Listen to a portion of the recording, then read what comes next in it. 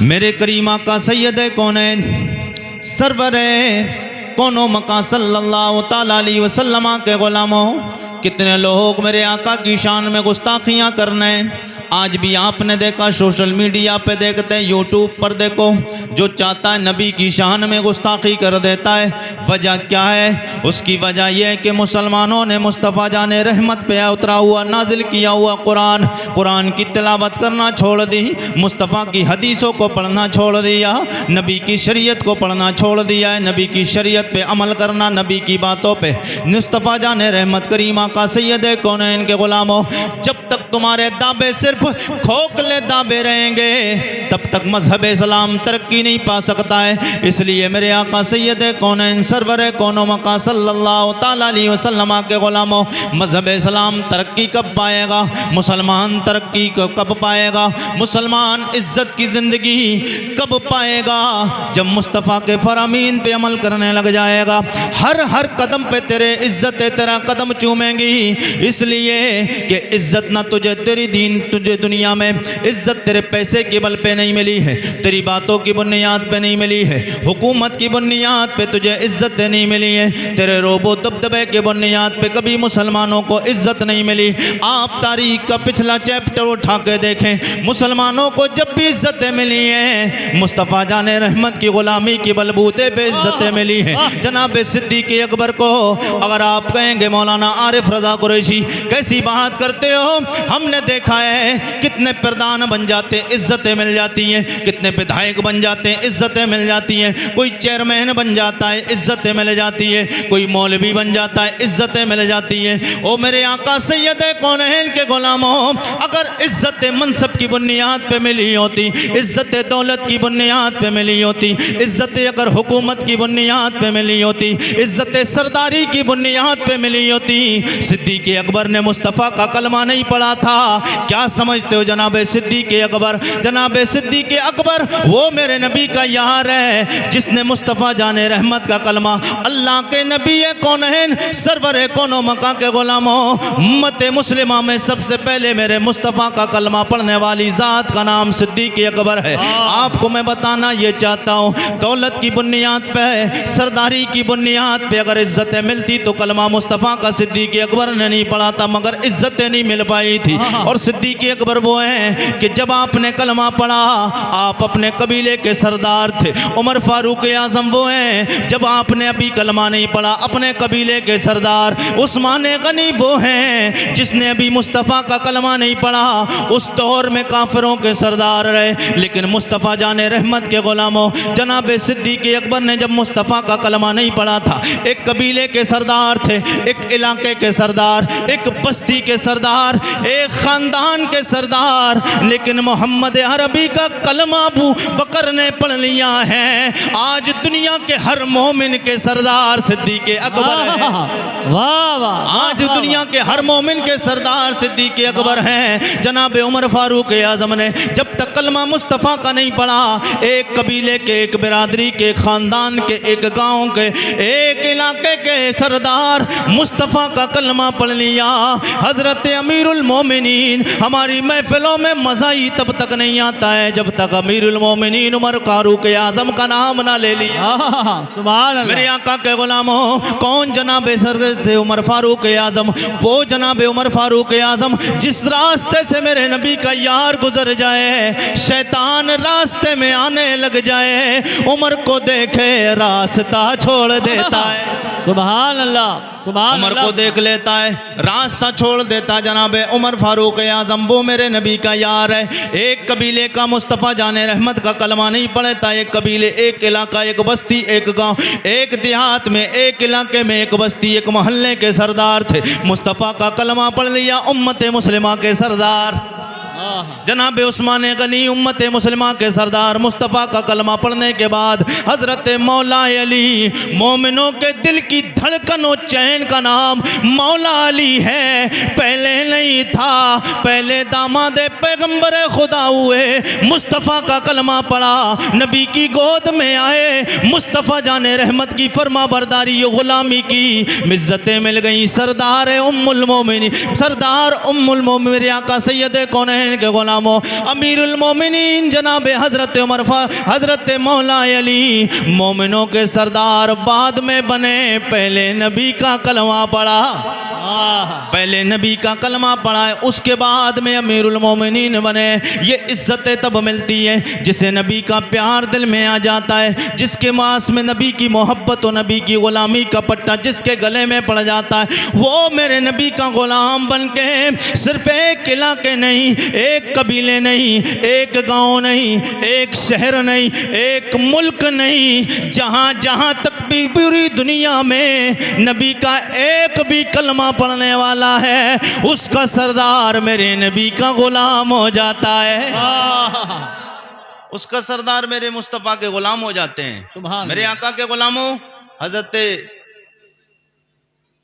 मेरे करीम आका के गुलाम में जनाब हजरत हसन।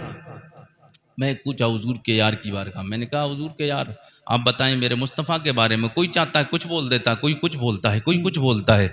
इज्जतें और शानें मिली कैसे हैं, कैसे मेरे मुस्तफ़ा मेरे आका कितने प्यारे थे, कितने सोने थे, नबी कितने अच्छे हैं। सरकार के गुलामों आप जी लगा के बोलें तो बात आगे बढ़ जाए। मैंने सरकार के यार की बारगाह में अर्जी लगाई जनाब हजरत हसन, मैंने कहा वो मेरे नबी के गुलाम आप बताएं मुस्तफ़ा जाने रहमत कैसे हैं। जनाब हजरत हसन आप वो हैं कि आपने मुस्तफ़ा को बड़े करीब से देखा है, आपने मुस्तफ़ा को बड़े करीब से देखा है।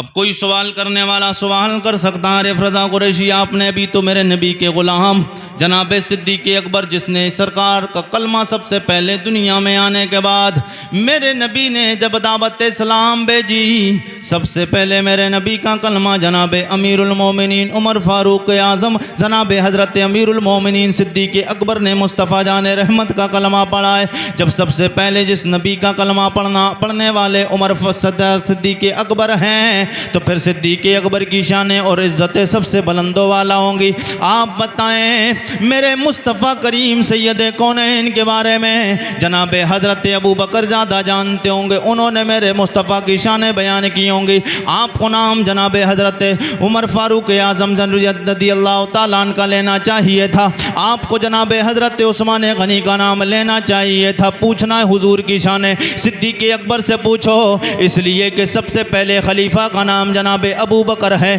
खलीफा दोम का नाम जनाब उमर फ़ारूक आज़म है, खलीफा सोम का नाम जनाब हज़रत उस्मान गनी है, खलीफा चारम का नाम जनाब हज़रत उस्मान हज़रत मौला अली है। ये मेरे नबी के यार हैं, ये मेरे नबी के वो चार यार हैं। हुजूर ने फरमाया मेरे करीम आका सैयद कौनैन के गुलामों, ये मेरे वो यार हैं जो मेरे दुनिया में भी साथी हैं, मेरे कब्र में भी साथी, हशर में भी मुस्तफ़ा जाने रहमत के साथ में रहेंगे। मेरे करीम आका सैयद कौनैन सरवरे कौनो मका सल्लल्लाहु ताला अलैहि वसल्लम के गुलामों, सवाल करने वाला ये सवाल कर सकता है, ओ आरिफ रज़ा कुरैशी तुम्हें अगर बात पूछना थी तो जनाब सिद्दीक़ अकबर से पूछते, क्योंकि सरकार सिद्दीक़ अकबर सबसे पहले कलमा पढ़ के मुसलमान हुए। मैंने कहा बात तुम्हारी सही है, लेकिन मैंने सरकार सिद्दीक़ अकबर से नहीं पूछा, मेरा अपना क़ीदा और मेरा अपना इल्म है, आपका अपना इल्म है। मैंने कहा ओ मेरे नबी के गुलामों जनाब सिद्दीक़ अकबर से नहीं पूछना है, उमर फ़ारूक आज़म से नहीं पूछना है, जनाब उस्मान गनी मौला अली से नहीं पूछना है, शानों वाले ये सब हैं, मगर उस्मान गनी को नहीं पूछा, हज़रत मौला अली से नहीं, उमर फ़ारूक आज़म से, सिद्दीक़ अकबर से नहीं पूछा। मैंने पूछा सरकार के यार जनाब हज़रत हसन बिन साबित से। आप कहेंगे मामला क्या है? मैंने कहा मामला ये है ओ खीरी के जिंदा दिल गयूर मुसलमानों, वजह ये है मैं उस नबी के यार की बारगाह में हाज़िरी इसलिए देने के लिए गया, आलम तसव्वुर व तख़य्युल में सवाल करता हूँ, ओ नबी के यार जनाब हज़रत हसन आप बताएं मेरे मुस्तफ़ा कैसे हैं? उसकी वजह ये है जिस दिन मेरे मुस्तफ़ा दुनिया में तशरीफ़ लाए, मुस्तफ़ा के आने से पहले सरकार हज़रत हसन 7 या 8 साल पहले आए। और जो पहले आता है तो फिर उसे बातें भी दुनिया की पहले पता होती हैं। हकीकत में वैसे तो मेरे मुस्तफ़ा से ज़्यादा मेरे मुस्तफ़ा पहले आए, बाद में आए, मगर मुस्तफ़ा से ज़्यादा पहले तो किसी को कुछ पता ही नहीं। बाद में आए मुस्तफ़ा, या पहले आए, मुस्तफ़ा के बराबर तो किसी को पता नहीं। बेशक। ये तो जनाब हजरत हसन नबी के गुलाम है, और नबियों को इतना भी पता नहीं जितना मेरे मुस्तफ़ा को पता। आहा। इतना तो नबियों को भी नहीं, इतनी शान नबियों को भी नहीं मिली जितनी शान मेरे आका सैयद कौनैन को मिली है। मेरे करीम आका सैयद कौनैन सरवर कौन। वैसे नबी बात नबी मेरे आका के गुलामों, कोई ये भी कह सकता है नबियों को पता नहीं, नबी को पता होता है, मगर जितना मेरे नबी को पता है औरों को पता नहीं। वैसे तो हर नबी जानता है होना क्या है, इसलिए कि वो गैब का इल्म रखते हैं, जानते वो भी हैं, मगर मर्तबा व फजीलत के एतबार से जितना मेरे मुस्तफ़ा जानते और नहीं। मेरे करीमा का सैयद कौनैन के गुलामों, मैंने कहा जनाब हजरत हसन अब बताएं आप, क्योंकि आप मुस्तफ़ा से 7 या 8 साल पहले आए हैं। नबी का बचपना आपने देखा, लड़कपना आपने देखा, जवानी आपने देखी है। मुस्तफ़ा को चलते देखा, मुस्तफ़ा को जागते देखा, सोते देखा। मुस्तफ़ा जाने रहमत को आपने गारे सौर में देखा, गारे हिरा में देखा, जंगे तबूक में देखा, जंगे खंदक में देखा है। मुस्तफ़ा को सोते देखा, मुस्तफ़ा को खाते देखा, नबी को पीते देखा, नबी को चलते देखा, नबी को बैठे देखा है, नबी को सोते देखा, नबी को सुबह देखा, नबी को शाम देखा है। ओ मेरे नबी के यार जनाब हजरत हसन अपनी आँखों से देखा है। आप बताएं मेरे मुस्तफ़ा कैसे हैं? न मैंने देखा है और मेरा अकीदा तो है, मगर मैंने देखा नहीं है, मगर मुस्तफ़ा को मान लिया अल्लाह का सच्चा और पक्का हबीब और नबी का रसूल, अल्लाह का बंदा है। मेरे मुस्तफ़ा की तरह ना ज़मीनों में कोई ना आसमानों में कोई है। मेरा अकीदा तो है मुस्तफ़ा अच्छे हैं, मगर पाखंडी बोलते हैं, इन्होंने देखा भी नहीं, इन्होंने समझा भी नहीं, पढ़ा भी नहीं है। लेकिन आपसे इसलिए सवाल करता हूँ, ये मेरे नबी के गुलाम, आपने मुस्तफ़ा को देख के जो भी फरमाया है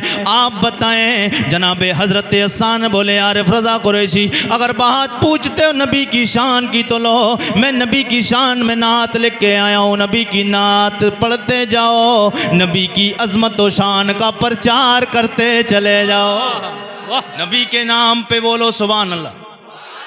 अरबी में पढ़ूंगा आप समझ नहीं पाएंगे, उर्दू में तर्जमा करूंगा इंशाल्लाह मजा आएगा। मेरे नबी के यार जनाब हजरत हसन बोले व अहसनु मिन कलम तरक्कत ऐनी व अजमलु मिन कलम तलिदिन निसा खुलिक़त मुबर्रम मिन कुल्लि ऐब कअन्नका कद खुलिक़त कमा तशाउ। जनाब हजरत हसन बोले व अहसनु मिन कलम तरक्कत ऐनी, मेरे मुस्तफ़ा की तरह हुस्न वाला मेरी आँख ने देखा नहीं। वह अजमल मिन कलम तले दिन निसा, मुस्तफ़ा की तरह जमील, मुस्तफ़ा की तरह सोना, मुस्तफ़ा की तरह खूबसूरत किसी माँ ने कोई बच्चा पैदा ही नहीं किया। खुलिक़त मुबर्रम मिन कुल्लि ऐब, मेरे मुस्तफ़ा को अल्लाह ने हर ऐब से पाक पैदा फरमाया। कअन्नका कद खुलिक़त कमा तशाओ, मुस्तफ़ा को अल्लाह ने ऐसा पैदा फरमाया जैसा पैदा होना चाहिए। ओ अल्लाह ने मेरे नबी को ऐसा पैदा फरमाया जैसा पैदा होना चाहिए। अब आलम तसव्वुर में बरेली शरीफ लेकर चलता हूँ, बोल दें सुभान अल्लाह। चलेंगे बरेली शरीफ? कितने लोग चलेंगे? आलम तसव्वुर व तख़य्युल में चलें बरेली शरीफ। और बरेली शरीफ में कौन रहते हैं? किनका मज़ार है? किनका? आला हज़रत सरकार का मज़ार तो और भी हैं, मगर हम जो इशारा कर रहे हैं आप समझ गए ना। आला हज़रत सरकार ये 14.5 सदियाँ पहले, 1450 साल पहले नबी का यार नबी को देख के बोला, मगर बार इमाम अहले सुन्नत के मानने वालों, इश्क का मुफ्ती, बरेली का कलंदर, इमाम इश्क व मोहब्बत आला हज़रत सरकार भी बगैर देखे नहीं बोले, वो भी मुस्तफ़ा को देख के बोले। आला हज़रत भी बगैर देखे नहीं बोले। और याद रखें, जिससे जितना प्यार हो जाता है वो फिर ऐसे ही कम चालाक नहीं होता, वो भी ज़्यादा चालाक। इसलिए जिसकी निस्बत जिससे होती है, दानिशमंद से अगर प्यार हो जाए तो फिर वो बंदा भी दानिशमंद हो जाता है। अक्लमंदों से दोस्ती करने वाला अक्लमंद हो जाता है, बेवकूफ़ों से दोस्ती करने वाला बेवकूफ़ कहलाया जाता है। ओ कायनात के मालिक को मुख्तार सैयद कौनैन से मोहब्बत और प्यार करने वाले आला हज़रत सरकार भी बोले, ओ आका आया हूँ खाली नहीं जाऊँगा, आया हूँ दरबार में खाली नहीं जाऊंगा, आपका जलवा देख के जाऊंगा। इशारे इशारे में बता रहा हूँ, देख के जाऊंगा, दीदार करके जाऊंगा। आला हज़रत सरकार ने मुस्तफ़ा का दीदार करके ही छोड़ा। आला हज़रत सरकार बोले, मेरे करीम आका के गुलामों, मैंने कहा आला हज़रत सरकार आप बताएं मेरे मुस्तफ़ा कैसे? दुनिया के तमाम लोग तो अपनी अपनी अकीदत, अपनी अपनी मोहब्बत के दावे करते हैं। कोई अपने एतबार से कुछ बताता है, कोई कुछ बताता है। आप भी बताएं, इसलिए कि हमारा अकीदा और आपकी हमारी मोहब्बत ही है। आला हज़रत सरकार आपने नबी से प्यार किया है, यूं ही प्यार नहीं किया, इसलिए कि आप नबी के मोजज़ात में से एक मोजज़े का नाम अहमद रज़ा है। ओ आला हज़रत सरकार आप बताएं मेरे मुस्तफ़ा कैसे हैं? तो आला हज़रत सरकार बोले, ओ मेरे गुलाम नबी के उम्मती आरिफ रज़ा कुरैशी सवाल करते हो मेरे मुस्तफ़ा कैसे हैं? तो 1000 से ज़्यादा किताबें लिख के आया हूँ। नहीं, इतनी बात धीरे नहीं चलना है। आला हजरत वाले हो, टनाटन वाले हो, तो आवाज़ भी टनाटन होना चाहिए। सब लोगों की आवाज़ भी टनाटन होना चाहिए। 1000 से ज़्यादा किताबें लेके के आया हूँ। मैंने कहा आला हज़रत 1000 किताबों का सवाल नहीं, मैंने पढ़ा भी है, आपकी किताबों को देखा भी है, मुझे पता है आपने 1000 से ज़्यादा किताबें लिखी। आरिफ रज़ा कुरैशी फिर क्या पूछना चाहते हो? जब मैंने आलम तसव्वुर में, आलम तख़य्युल में अपने आका आला हज़रत इमाम अहले सुन्नत की बारगाह में अर्ज़ी लगाई, ज़ानू अदब तय करके मैंने अपनी जबीन नाज को मैंने सरकार आला हज़रत की तुरबत अतहर पे रखा और सरकार आला हज़रत की बारगाह में अर्ज़ किया, आका आला हज़रत सरकार मुस्तफ़ा की शान के बारे में सवाल करने आया हो। दुनिया के पखंडी तो मुस्तफ़ा के चाहते हैं, कोई ये ऐब लगाता है हुजूर में ये कमी, माज़अल्लाह हुजूर में ये ऐब है। मेरे आका तो हर ऐब से पाक हैं, मगर आपकी ज़बानी भी सुनना चाहता हूँ। ओ आका आला हज़रत सरकार, आला हज़रत की तुरबत अनवर से जवाब आता है 1000 से ज़्यादा जो किताबें लिखी, उन्हीं किताबों में एक मेरी किताब का नाम हदाए के बख्शिश है। एक मेरा नातिया दीवान मेरी किताब हदाई के बख्शिश है, उस किताब को उठाओ। मैंने कहा आला हज़रत किताब को उठा लिया। बोले किताब को उठाया, उस किताब में खोलो। मैंने कहा किताब को खोल लिया है। बोले मैंने उसमें नबी की नात लिखी है। मैंने कहा नबी की नातें तो सारी आपने लिखी हैं, मगर मसला हल नहीं हुआ। अब अगर मसला हल करवाना चाहते हैं तो लहक के बोल दें, मसला हल करवाना चाहते हैं तो लहक के बोल दें, सुभान अल्लाह। और आला हज़रत का नाम आएगा, मैं आला हज़रत की ज़बानी जब सुनूंगा और आला हज़रत सरकार ने जो फरमाया है, ज़बान आरिफ रज़ा कुरैशी की होगी, कलाम इमाम इश्क़ व मोहब्बत का होगा। फिर हाथ नबी कौनैन की 12 रबीउल अव्वल का झंडे वाला लहरना चाहिए, ताकि पता चले खीरी में आरिफ रज़ा कुरैशी आला हज़रत का भी जिक्र कर रहा था, आका आला हज़रत के आका सैयद कौनैन का भी जिक्र कर रहा था। मेरे करीमा का सैयद कौनैन के गुलामों, मैंने सवाल किया का आला हज़रत सरकार बताएं मेरे मुस्तफ़ा कैसे हैं? आला हज़रत सरकार की तुरबत अनवर से जवाब आया, ओ मेरे गुलाम आरिफ रज़ा कुरैशी, जब सवाल कर ही लिया है तो मैंने जो नातें लिखी हैं उन नातों में एक नात लिख के आया हूँ। वो नात लिखो, लिखी हुई मेरी पढ़ो, मेरे उलामों को सुनाओ। नबी की अज़मतों पर चार, नबी की इज़्ज़त व शान, नबी की फजीलत व बुलंदी, नबी की शान व शौकत का प्रचार करते चले जाओ। आला हज़रत बोले सबसे औला आला, ऐसे नहीं, सब लोग ऐसे करके बोलेंगे सबसे औला, ओ सबसे औला ओ आला, हमारा नबी सबसे बाला, सबसे बाला ओ बाला, हमारा नबी जिसके तलबों का धोबन। और लोग जाने क्या क्या धो धो के पी रहे हैं, कोई पत्थरों को धो के पीता है, कोई दरख्तों को धो के पीता है। और जिन्होंने पत्थरों को धो के पिया, जिन्होंने दरख्तों को धो के पिया, जिन्होंने ईंटों को धो के पिया, जिन्होंने कंकरों को धो के पिया, अबे सही थे बीमार हो गए। जिन्होंने मुस्तफ़ा के तलबे नाज को धो के पिया, बीमार थे शिफायाब हो गए। ओ जिसके तलवों का धोबन अगर पीना ही था तो मुस्तफ़ा जाने रहमत का दर के दौलत सैयदे कौनैन के दर दौलत के सरकार नहीं है। मुस्तफ़ा की मज़ार पुरनवार के टच किए हुए पानी को पीना चाहिए। अगर वो पानी नहीं मिला तो अल्लाह के नबी जनाब हज़रत इस्माइल के ठोकरों का लगा हुआ पानी वो पीना चाहिए। अगर वो नहीं मिला तो फिर किसी अल्लाह वाले के दर दौलत से जाके उससे मस करके वो पानी पीना चाहिए। आला हज़रत बोले कि जिसके तलवों का धोबन है आबे हयात, जिसके तलवों का धोबन है आबे हया है वो जाने मसीहा हमारा है वो जाने मसीहा हमारा नबी सारे ऊंचों में ऊंचा।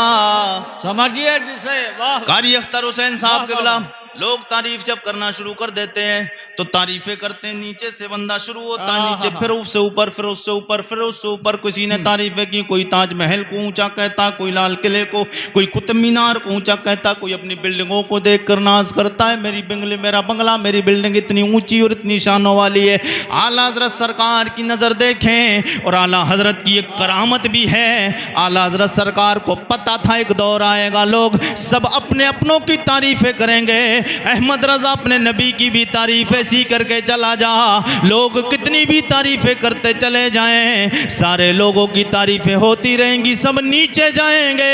एक शेर मेरे अहमद रजा लिख के चले गए, सारे दुनिया के बड़ों को नीचा कर गए, मेरे आका की इज्जत और शान को बढ़ा के बुलंद कर गए। सुभान अल्लाह। आला हज़रत सरकार बोले सारे ऊंचों में ऊंचा, सारे ऊंचों में ऊंचा समझिए जिसे, सारे ऊंचों में ऊंचा समझिए जिसे, है उस ऊंचे से ऊंचा।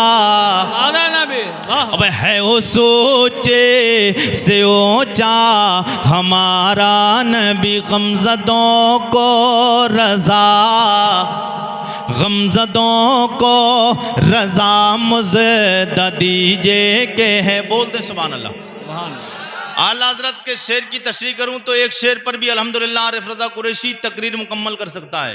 आला हज़रत सरकार बोले गमज़दों को रज़ा, लोग परेशान थे। कुरान में अल्लाह फरमाता है मैदान मैशर कायम होगा, सबनेज़े पे सूरज होगा, तांबे की ज़मीन होगी, सब परेशान होंगे, नफ्सो नफ्सी का आलम होगा। बाप बेटे से भागेगा, बेटा बाप से भागेगा, माँ बेटी से, बेटी माँ से, बीबी शौहर से, शौहर बीबी से भागेगा, पड़ोसी पड़ोसी से, भाई भाई से, दोस्त दोस्त से, सब भागते नजर आएंगे। आला हज़रत सरकार बोले जब सब भागेंगे तो लोग टेंशन में पड़ गए, होगा क्या? अल्लाह। लोग टेंशन में पड़ गए, होगा क्या? परेशान होने लगे। तो लोग जब टेंशन में थे, आला हज़रत सरकार, ये शेर यहीं रोके, आगे का शेर आला हज़रत सरकार बोले कि जब लोग परेशान होंगे ना तो लोग टेंशन में थे, परेशान थे कि अब होगा क्या मैदान मैशर में। इतने में मेरे आका आला हज़रत ने नबी की शान और नबी की तशरीफ़ आबरी मैदान मैशर में हुजूर की जलवा गरी बयान कर दी। तड़प के बोलते सुभान अल्लाह। हम उम्मत का मसला हल कर गए, हम गुनहगारों का मसला हल कर गए। आला हज़रत बोले पेश हक मुज़दा शफ़ात का सुनाते जा, पेश हक मुज़दा शफ़ात का सुनाते जाएंगे। अभी आपकी शायद समझ में नहीं आया। आला हज़रत सरकार बोले पेश हक यानी क्या मतलब है? हक के सामने पेश होंगे मेरे मुस्तफ़ा। जब हुजूर आएंगे, हुजूर की पेशी होगी रब की बारगाह में। हक के सामने, हक से मुराद अल्लाह की ज़ात, हक वहदहू ला शरीक की ज़ात, अल्लाह की ज़ात। जब कल मैदान मैशर में अल्लाह रब्बुल इज़्ज़त अपनी शायान शान जब वहाँ पे तशरीफ़ फरमा होगा, अपनी शायान शान मेरे आका सैयद कौनैन के ग़ुलामों, अल्लाह होगा वहाँ मौजूद। मुस्तफ़ा आएंगे, हुजूर हुजूर सैयद कौनैन रब की बारगाह में हाजिर होंगे और तमाम लोग जब परेशान होंगे, आला हज़रत सरकार बोले पेश हक मुज़्दा शफ़ात का सुनाते जाएंगे। मुज़्दा का माना खुशखबरी, खुशखबरी काय की खुशखबरी। हुजूर आएंगे सब नवाने से पे सूरज सब खामोश, 1,24,000 कमो बेश 2,24,000 अम्बिया और रसूल, जनाबे आदम से लेके जनाबे शीश, जनाबे नूह, जनाबे ज़करिया, जनाबे यहिया, जनाबे सुलेमान, जनाबे हज़रत अय्यूब, जनाबे दानियाल, जनाबे हज़रत यूसुफ व यहिया, हज़रत इब्राहीम, हज़रत इस्माइल, हज़रत इदरीस, हज़रत यूनुस, हज़रत ज़करिया व यहिया, अल्लाह के सवालाक नबी जनाबे ईसा अलैहिस्सलाम तक सारे नबी खामोश। न जनाबे आदम बोलेंगे, न जनाबे शीश, न जनाबे ज़करिया, जनाबे नूह, न जनाबे इदरीस, न जनाबे हज़रत इलियास, जनाबे हज़रत यूनुस ज़करिया, हज़रत मूसा, हज़रत ईसा, अल्लाह के सवालाक नबी खामोश, कोई बोलेगा नहीं, इसलिए कि रब जलाल में होगा, अल्लाह अल्लाह जलाल में होगा। सब नेज़े पे सूरज भेजे हांडी की तरह खोल रहे होंगे, लोग परेशान होंगे, टेंशन में होंगे, कोई बोलेगा नहीं। मुस्तफ़ा आएंगे, हुजूर बोलेंगे, कोई रोकेगा नहीं। अल्लाह ए मेरे मुस्तफ़ा आएंगे, हुजूर बोलेंगे, नबी को बोलने से कोई रोकेगा नहीं। मेरे आका के गुलामों, फिर आला हज़रत सरकार बोले और नबी आएंगे, हम तो मुस्कुरा जाएंगे, मगर मेरे मुस्तफ़ा का अंदाज क्या होगा? पेश हक मुज़दा शफ़ात का सुनाते जाएंगे, आप रोते जाएंगे, हमको हंसाते, हमको हंसाते जाएंगे। टेंशन में थे लोग, परेशान थे, जब तक आरिफ रज़ा कुरैशी नहीं आए। मिसाल सुनो, आरिफ रज़ा कुरैशी जब तक नहीं आए, नजरें टिकी हुई थी, कब आएंगे, कब आएंगे, कब आएंगे, कब आएंगे। लेट हो जाए मेरी ट्रेन, मेरी रोडवेज लेट हो जाए, पता चले आरिफ रज़ा कुरैशी आ रहे हैं, जब तक नहीं आएंगे लोग बैठे रहेंगे, क्योंकि देखे बगैर जाना नहीं, देखे बगैर जाना नहीं, सुने बगैर जाना नहीं। ये तो एक खाकसार नबी का उम्मती और एक अदना नबी का गुलाम आरिफ रज़ा कुरैशी जब तक आएगा नहीं, जब तक हमें जाना नहीं है। ये एक आरिफ रज़ा की शान क्यों बड़ी? नबी का जिक्र करने वाला है, नबी का जिक्र करने वाला है। फिर वो नबी, सब लोग परेशान थे, अभी परेशानी से छुटकारा ही नहीं हो पाया है। लोग परेशान हैं, मैदान महशर में भेजा हांडी की तरह खोल रहा है, सबा नेज़े पे सूरज, तांबे की ज़मीन है, लोग परेशान हैं, होगा क्या? अब टेंशन में है, क्योंकि भाग के जा भी नहीं सकते। यहाँ तो कुरैशी साहब नहीं आए, लेट हो गए, कोई बात नहीं, घर चले जाएंगे, सो जाएंगे, वहाँ तो जाना भी नहीं, क्योंकि हिसाब किताब हुआ ही नहीं है। हिसाब किताब हो जाता तो जन्नत वाले जन्नत में चले जाते, दोज़ख वाले दोज़ख में चले जाते, काम तमाम हो जाता। मगर घिर गए हैं ना, परेशान हैं, टेंशन में हैं, होगा क्या? आला हज़रत सरकार बोले मसला हल हो जाएगा। तड़प के बोलते सुभान अल्लाह। आला हज़रत के शेर को लोग समझते क्या है? मैंने कहा एक शेर अगर आला हज़रत के तशरीह करूं तो फिर पूरी रात का वक्त भी निकल सकता है, और फिर अगर मुझसे बड़े आलिम अगर बयान करें तो कई रातें भी गुजर सकती हैं। और मेरे आका के गुलामों, फिर आला हज़रत ने तफसीर बयान की होगी तो आला हज़रत बयान करते तो पता नहीं कितने महीने लग जाते। तड़प के बोलते सुभान अल्लाह। आला हज़रत सरकार बोले लोग परेशान थे, टेंशन में थे, सबकी नज़रें इधर उधर देख रहे थे, कोई है नहीं। जनाब आदम के पास पहुँचे, जनाब शीश के पास, जनाब नूह के पास, सब नबियों के पास पहुँचे। बोले नहीं, इज़हबू इला गैरी, इज़हबू इला गैरी, जाओ, ये काम हमारा नहीं, निकलो। अब भागते परेशान, सब जगह से परेशान होकर फिर आए आखिर में हजरत ईसा अलैहिस्सलाम के पास। ईसा अलैहिस्सलाम बोले ये काम मेरा नहीं, मगर मशवरा देता हूँ। अल्लाह के नबी ईसा अलैहिस्सलाम बड़ा परेशान है, जल्दी मशवरा दीजिए। बोले इज़हबू इला मोहम्मद सल्लल्लाहु अलैहि वसल्लम, इज़हबू इला मोहम्मद, सब के सब जल्दी चले जाओ मोहम्मद सल्लल्लाहु अलैहि वसल्लम के पास। अब सरकार के पास पहुंचेंगे, सब तो परेशान हैं। अब कोई इंसान परेशान हो, टेंशन में हो, कोई किसी को मारने आता हो, बिल्कुल पीछे उसके मारने वाला जालिम, कोई मारने वाला बहादुर पहलवान भागता हुआ पीछे से दौड़ता हुआ आता हो और वो आगे आगे भागे और कोई पनाह देने वाला कहते अब टेंशन मत ले, मैं हूं। पसीना सब खत्म हो जाएगा, सुभान दिल की धड़कनें खत्म हो जाएंगी, थरथराहट और कपकपाहट खत्म हो जाएगी। से ये दुनियादारों की बात बता रहा हूं और बात अब मदीने के ताजदार की करने जा रहा हूं। तलब के बोल दे सुभान अल्लाह। सब परेशान, जब हुजूर की बारगाह में पहुंचे, या रसूल अल्लाह बड़े परेशान है। सरकार फरमाएंगे अना लहा, टेंशन मत लो मैं ही हूं। सुभान अल्लाह। टेंशन मत लो, अना लहा, ये काम के लिए मैं ही हूं, आज इस काम के लिए मैं ही चुना गया हूं, मैं सिफारिश करूंगा तुम्हारी। मेरे आका सैयद कौनैन के गुलामों, लोग टेंशन में परेशान थे। आला हज़रत सरकार बोले कि अभी इसी टेंशन परेशानी के आलम में मुस्तफ़ा आए नहीं। सबानेज़े का सबानेज़े पे सूरज तांबे की ज़मीन है, 25,000 साल गुजर गए, कोई आएगा नहीं, मुस्तफ़ा आएंगे। आला हज़रत सरकार बोले, सब देख के कहने लगेंगे लो वो आए, ओ लो वो आए।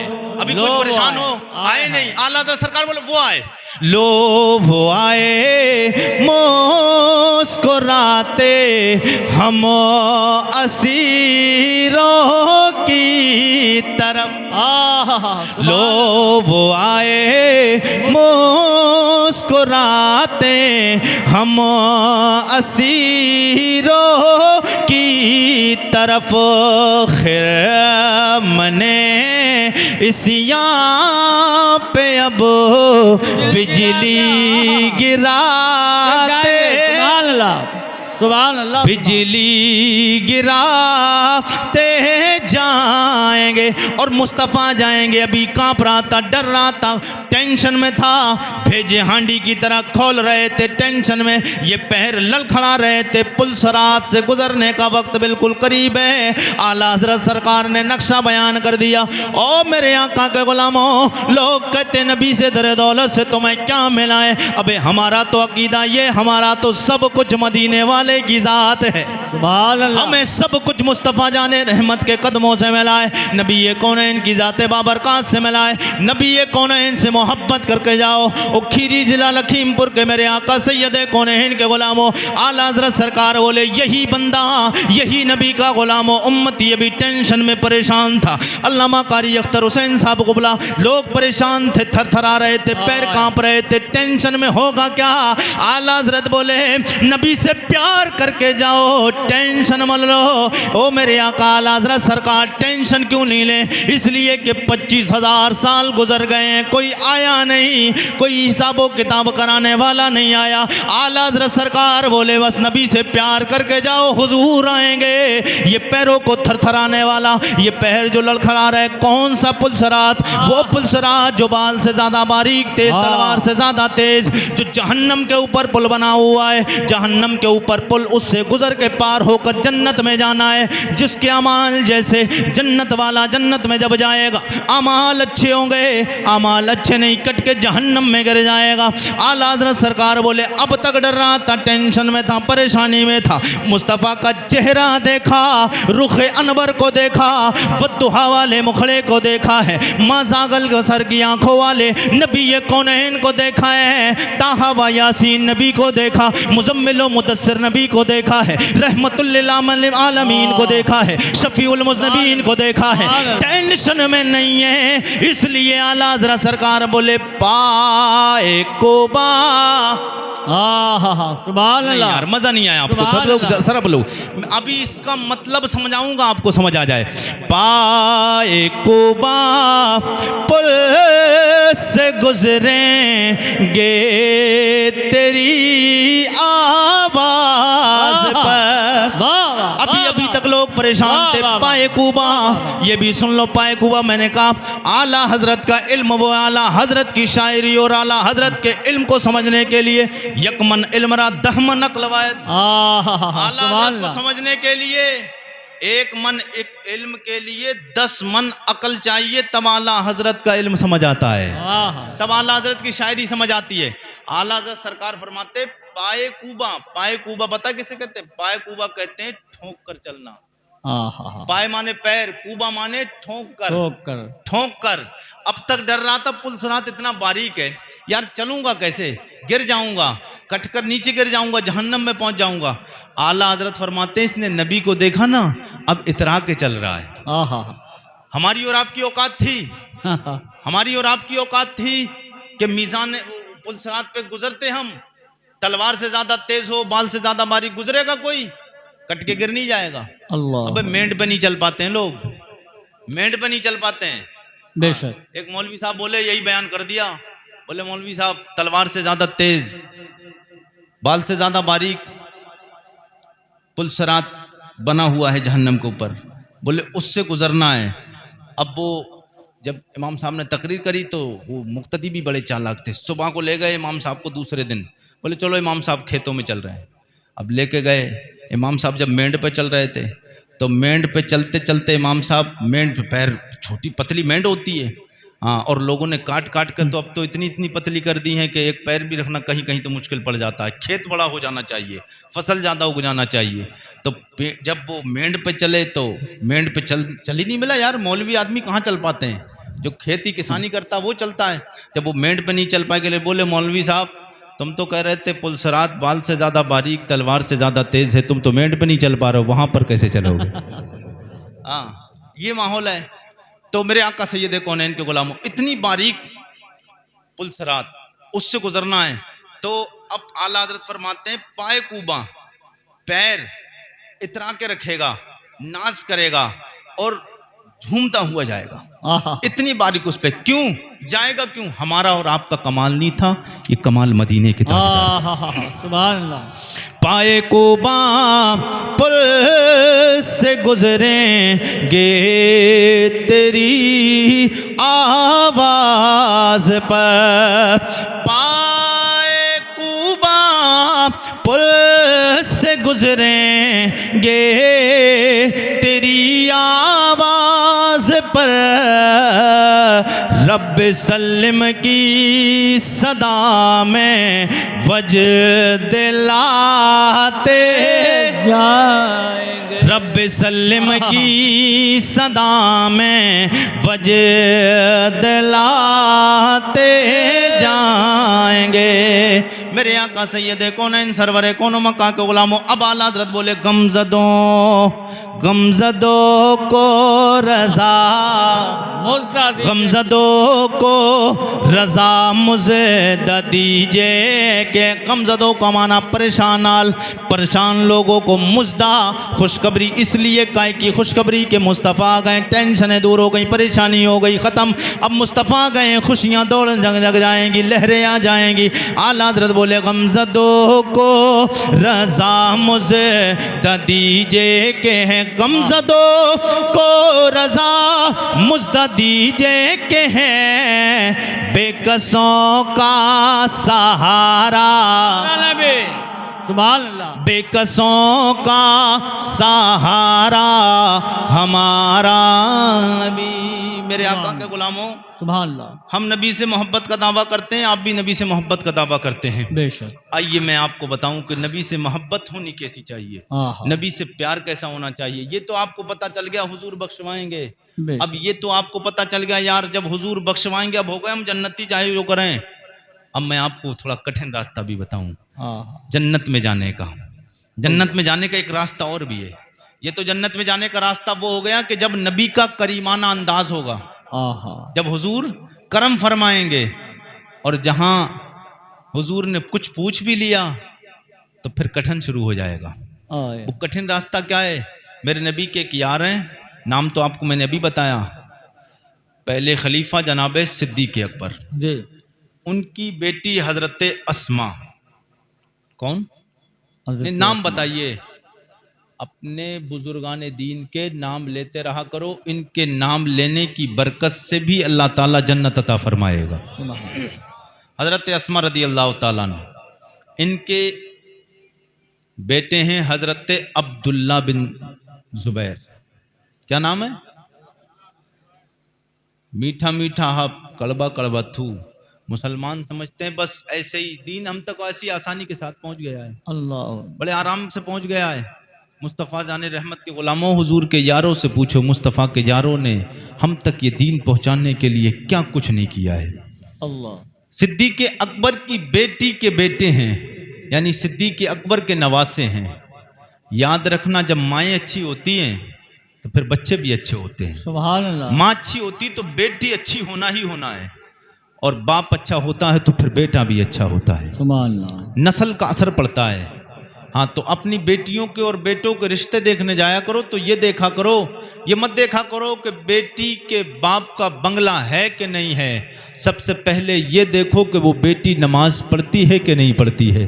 फिर उसके बाद देखो कि उसका बाप नमाज पढ़ता है कि नहीं पढ़ता है।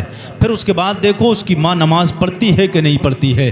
समझ लो उसके बाप, माँ और बेटी नमाज पढ़ती है। जहेज़ में आपके घर भर कर पूरा जहेज़ दर बर्तन नहीं लाएगी, मालो सामान नहीं लेके आएगी, लेकर तो चंद चीज़ें आएगी, मगर अल्लाह रब्बुल इज़्ज़त की बारगाह में नमाज पढ़ के अगर आई है, कुरान की तिलावत करके आई है, तेरे घर आई खाली थी, सिर्फ कुरान साथ लेकर आई थी, नमाज की पाबंदी की और कुरान पढ़ने लगी, तो कसम खुदा की वो वक्त दूर नहीं है, हाथों को उठाएगी, अल्लाह तेरे खाली घर को भर देगा, तेरे खाली घर को भर देगा।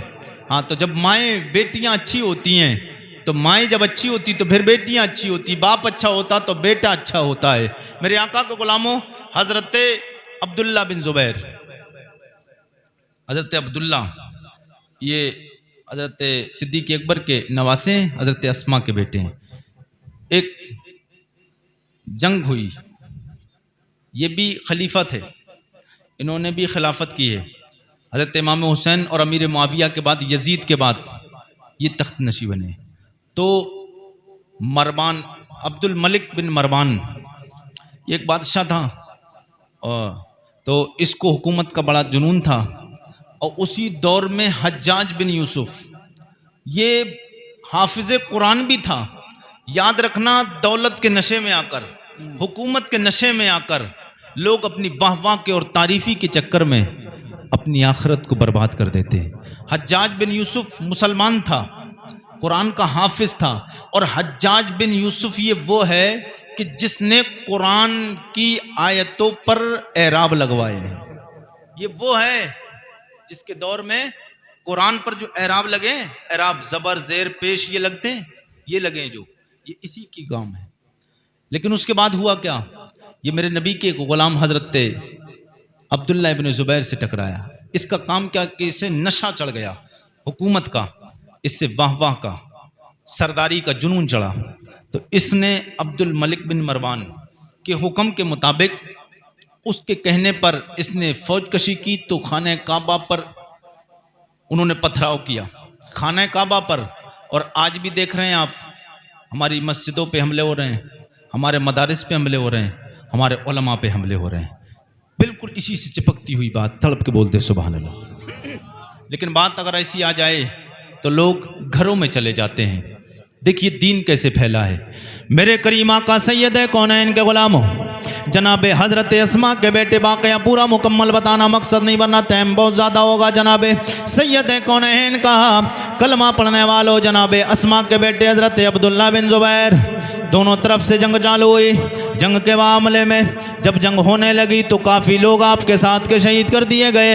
जनाब हज़रत अब्दुल्ला इब्न ज़ुबैर तन्हा बचे, जैसे तैसे करके घर पे वापस आए, अपनी माँ के पास आए। माँ की उम्र 100 साल हो चुकी, आंखों से नाबीना हो चुकी है, रोशनी आंखों की ख़त्म हो गई। मेरे करीम आका सैयद कौनैन के ग़ुलाम जनाब हज़रत अब्दुल्ला इब्न ज़ुबैर आते हैं, आके कहते माँ जी मैं एक जंग करने के लिए गया था और हज्जाज बिन यूसुफ ने मुझ पे हमला कर दिया है, मेरे लश्कर के कितने लोगों को शहीद कर दिया है। माँ से मशवरा लेने के लिए आए। ओ मेरी माँ बता मैं क्या करूँ, उसके मुकाबले में जाऊँ या नहीं जाऊँ, तन्हा रह गया हूँ। गालिबन मेरा गुमान ये है कि मेरे अलावा मेरी फ़ौज का कोई दूसरा बंदा नहीं बचा है। हज़रत अस्मा बिनते अबी बकरा फरमाती हैं बेटे ये बता तू हक पर है कि ना हक पर, ये बता दे हक पर है। हज़रत अस्मा ने कहा आप हक पर हैं? बोले हाँ मेरी माँ जी मैं हक पर हूँ। 100 साल की बूढ़ी माँ, अब बताइए आपके घर का बच्चा होता, हमारे घर का बच्चा होता, ऐसे मौके पे अगर जैसे तैसे जंग होती हो, जंग से वापस आ जाता, आने के बाद कोई माँ कोई भाई कोई बाप ये कह सकता था कि जंग करने के लिए दोबारा जाओ? कह सकता है कोई? बताइए, कह सकता है कोई? जैसे तैसे जंग होती हो और वापस आ जाए उसका बेटा, और लौट कर आने के बाद वो इजाज़त मांगे कि दोबारा जाऊं या नहीं जाऊं। बताइए, कोई माँ के अंदर ऐसा जिगर है, कोई दिल है इस माँ के अंदर कि वो माँ कह दे कि जा बेटे दोबारा जाकर जंग कर? नहीं कह सकती है ना, इसलिए कि हम में और उनमें फ़र्क है। हमारी और माओं में और उन माओं में फ़र्क था।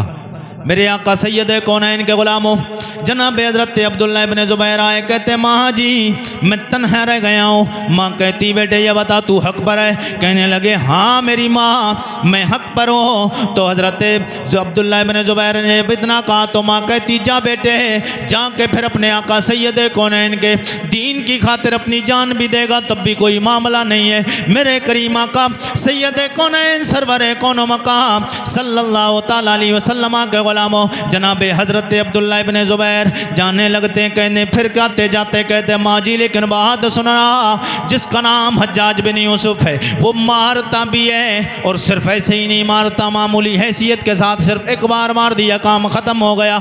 ना ना, उसका काम ये वो इतना जालिम है, इतना जालिम बादशाह है हज्जाज बिन यूसुफ कि वो मारने के बाद भी जिस्म के टुकड़े टुकड़े कर देता है, बड़ी बेरहमी बेदर्दी के साथ में मारता है। जनाब हज़रत अस्मा का जवाब सुनेंगे तड़प जाएंगे।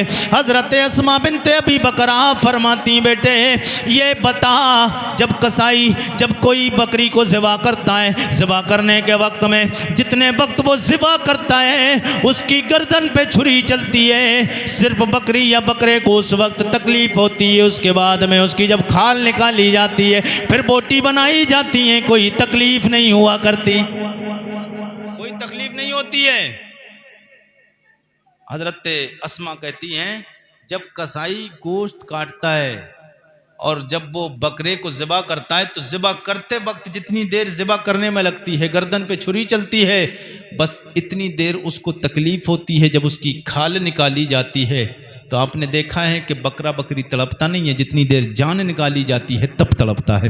हज़रत अस्मा कहने लगी बेटे जा, जब वो तुझे शहीद कर देगा उसके बाद में वो तुझे अगर वो सूली पे भी लटका देगा, मेरे आका सैयद कौनैन सरवर कौनो मका सल्लल्लाहु तआला अलैहि वसल्लम के गुलामों हज़रत अस्मा कहती जा बेटे वो तुझे अगर नबी के नाम पे शहीद भी कर देगा, जितनी देर तेरी जान निकलेगी, जितनी देर वो तुझे शहीद करेगा उस वक्त तक तो हो सकता है तकलीफ हो, लेकिन उसके बाद में वो तेरे जिस्म पे कुछ भी करेगा कोई असर नहीं पड़ेगा। मेरे करीमा का सैयद कौनैन के गुलामों हज़रत अब्दुल्लाह इब्न ज़ुबैर जाते हैं, जाने के बाद में अपनी माँ से इजाज़त लेते हैं, वो जाने के बाद में वो हज्जाज बिन यूसुफ के सामने मुकाबले में जाते, उसकी दुश्मन से वो मुकाबला करते हैं, उसके लश्कर से मुकाबला करते हैं, मुकाबला करके जनाब हज़रत हज्जाज मेरे आका सैयद कौनैन के गुलामों हज़रत अब्दुल्लाह इब्न ज़ुबैर हज़रत अब्दुल्लाह इब्न ज़ुबैर हज्जाज बिन यूसुफ को जाके दिखाते हैं कि नबी के ग़ुलाम कैसे होते हैं। नबी के ग़ुलाम जनाब हज़रत अब्दुल्लाह इब्न ज़ुबैर जाते हैं, जाने के बाद दुश्मन से मुकाबला करते हैं, दुश्मन आपको शहीद कर देते हैं, शहीद करने के बाद आपकी लाश को सूली पे टांग दे दिया जाता है और मदीने के बाज़ार में जाके चौराहे पे आपकी लाश को टांगा जाता है। मौरख़ीन बयान करते हैं हज़रत अब्दुल्लाह इब्न ज़ुबैर की लाश कई हफ्तों टंगी रही, अल्लाह की इज़्ज़तों की कसम है कई दिन गुजर गए, गुजरने के बावजूद भी हज़रत अब्दुल्लाह के जिस्म अतहर से खुशबू आ रही थी। हज़रत अब्दुल्लाह इब्न ज़ुबैर के जिस्म से खुशबू आ रही थी, और जिस्म से खुशबू आने की वजह क्या थी?